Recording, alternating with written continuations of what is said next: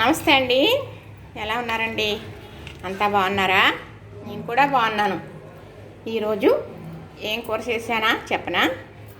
ఇదేమనిపిస్తుంది మీకు? మరి చక్కగా చిక్కగా ఉంది కదా. ఇది దోసకాయ డప్పలం.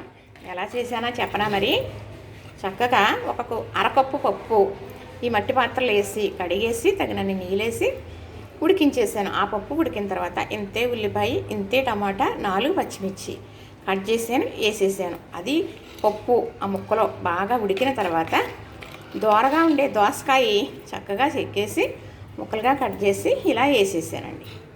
అందరూ గింజలు తీసేస్తాను సుమండి, ఉంచకూడదు, చేదు వస్తుంది. కొంతమంది గింజలు ఉంచుకుంటారంట, మనం అలాగ ఎప్పుడు చేయలేదు. చక్కగా కట్ చేసేసాను కదా. ఇలాగా మరి ఆనపకాయ ముక్కల్లాగా వేసేసాను. అవి చక్కగా ఉడికేటప్పుడు తగినంత ఉప్పు, పసుపు వేసాను. పచ్చిమిర్చి వేసాను కదా ఆల్రెడీ. తర్వాత తాలింపులు ఎండుమిర్చి వేసుకుంటాం. కారం అనేది సరిపోతుంది. డబ్బలం అనేది ఉడికిపోయింది. తాలింపు వేసుకుందాం. తాలింపుకి మట్టి పాత్ర పెట్టుకున్నానండి. ఈ మట్టి పాత్ర వీటెక్కేటప్పుడు చాలా టైం పట్టేస్తుంది. చక్కగా 2 స్పూన్లు నూనె వేసాను. ఎందుకంటే తాలింపుకి ఎక్కువ నూనె పట్టదు. కొంచెం నూనె అయితే తాలింపు వేసేయచ్చు. తాలింపు కూరలు ఎక్కువగా వండుకుంటాం, అందుకే. మరి అలా ఎక్కువ ఎలా పట్టేస్తుందండి అనుకోవచ్చు. ఒక ఉల్లిపాయ వేయించి కూర వండాలి అంటే మరి నూనె ఎక్కువ పట్టదా ఉల్లిపాయ అంతా ఏగటానికి? అలాంటి కూర ఒక రోజు వండుకున్నాం అనుకోండి, ఇంకొక రోజు ఇలాంటి తాలింపు వేసుకునే కూరలు వండుకోవాలి. ఇలా డబ్బలం కానీ, పప్పుచారు కానీ, సాంబార్ కానీ, ఏదన్నా పప్పు కూడా కూరే కదా, తాలింపే కదా వేసేది. ఎక్కువ నూనె పడుతుంది. నూనెకు బదులు 1 స్పూన్ నెయ్యి వేసుకున్నా కూడా చాలా బాగుంటుంది. ఈరోజు అసలు నెయ్యే వేయాలి, మర్చిపోయి నేను ఆయిల్ వేసేసాను. సరే, ఇప్పుడైతే ఈ పాత్ర వీటెక్కిందండి. మట్టి పాత్ర కదా, చక్కగా వీటెక్కింది. ఇది అంటే వీటెక్కడానికి టైం పడుతుందని చెబుతున్నాను. తాలింపుకి వెల్లుల్లి రెబ్బలు సిద్ధగొట్టుకున్నవి, జీలకర్ర, మరి నల్ల మినపప్పు, అది పొట్టు మినపప్పు, శనగపప్పు, ఆవాలు.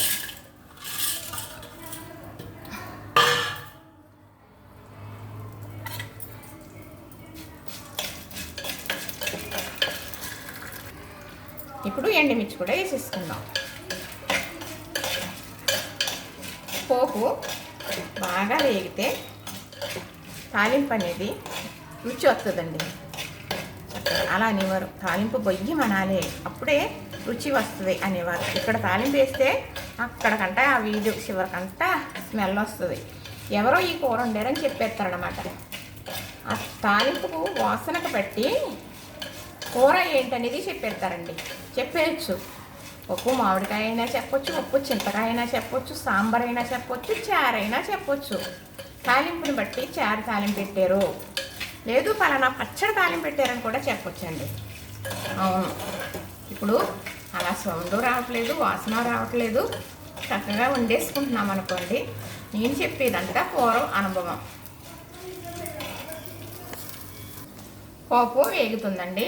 ఈ పోపు బాగా వేగిన తర్వాత కరివేపాకు వేసుకోవాలి. కరివేపాకు వేసిన తర్వాత ఇంకా ఏగదు, అక్కడితో చల్లారిపోతుంది అన్నమాట. కరివేపాకు పచ్చిగా ఉంటుంది కదా, అందుకు. అప్పుడు ఎప్పుడు కూడా ఈ పోపు బాగా వేగిన తర్వాత వేసుకుంటే ఇంకా అక్కడితో ఏగదు కాబట్టి మాడిపోద్ది అన్న డౌట్ ఏమీ అవసరం లేదు మనకి. చక్కగా పోపు అనేది ఇలా బాగా వేగాలి, అప్పుడే కూరకి రుచి అందం. ఇప్పుడు ఈ పప్పు బాగా వేగిందండి పోపు. ఇప్పుడు కరివేపాకు వేసేస్తున్నాం.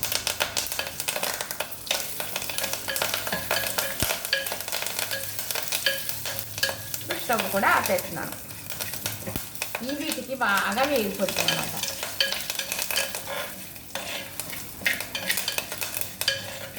ఇలాంటి డప్పలాలు పెట్టడం వల్ల పిల్లలకి సాంబార్ అని కూడా పెట్టచ్చు.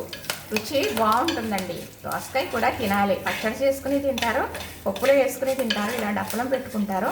ఇంకా దోసకాయ చాలా రకాలుగా చేసుకోవచ్చు. సరే, ఇలా చేసాం కదా ఈరోజు, మళ్ళీ ఇంకొకసారి ఇంకొకలాగా చేస్తాను.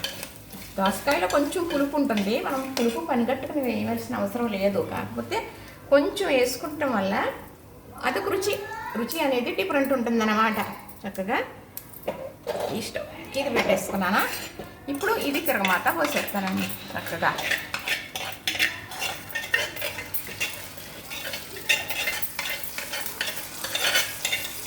ఇంకేనండి, ఆవాలు చిటాపటామని వేగితే పోపుకి ఒక్కొక్కరు ఆవ గింజలతోటే తాలింపు వేసేస్తారండి. అంత గొప్ప రుచి ఆవాలు అంటే. ఆరోగ్యం కూడా అంతే మరి. చక్కగా చూసారా మరి, దోసకాయ డబ్బలం రెడీ. ఈ పోపు రుచి మనం భోజనం చేసేటప్పటికి ఈ కూరలోకి దిగి చాలా బాగుంటుందండి. చూసారా, చక్కగా దోసకాయ డబ్బలం రెడీ అయిపోయింది. చూసారా అంటాం నా ఊత పదం. మరి ఇంతకుముందు పిల్లలు ఎవరో కానీ సరదాగా మేము చూడలేదండి అని నవ్వుతూ పెట్టారండి కామెంటు. అలాంటివి పెట్టుకుంటే అమ్మగా నేను ఆనందం పడతాను. తప్పు లేదు, పెట్టొచ్చు. కానీ విమర్శించే వాళ్ళు చాలామంది ఉంటారు. వాళ్ళకి జడిసి వెనక్కి వెళ్తారు అని ఆశింతారేమో. అందరికీ నచ్చేటట్టు అన్నీ ఉండవు కదా. వారికి నచ్చేటట్టు ఇంకొకరు చేయలేరు. ఎవరికి నచ్చినట్టు వారు చేస్తారు. అది ఎంతమంది మంచిగా తీసుకుంటారో, ఎంతమంది చెడ్డగా తీసుకుంటారో వారి ఇష్టం. కానీ తెలిసింది చెప్పడం ఒక ధర్మం ఉంది. ఆ ధర్మానికి కట్టుబడి చెప్పే తీరాలి. చెప్పే దాంట్లో ఏమన్నా తప్పు ఉంటే అనొచ్చు. తల్లిని పిల్లలు కూడా అనొచ్చు. తప్పు అనేది ఏమీ లేదు.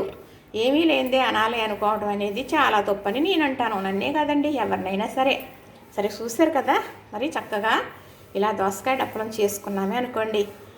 మరి అంటే ఇది సలవ చేస్తుంది, నజ్జు చేయదు. కానీ దోసకాయ ఒంటికి చాలా మంచిది. మరి ఇలా చేసుకుంటే చాలా బాగుంటుందండి. చూసారా మరి, నచ్చింది కదా.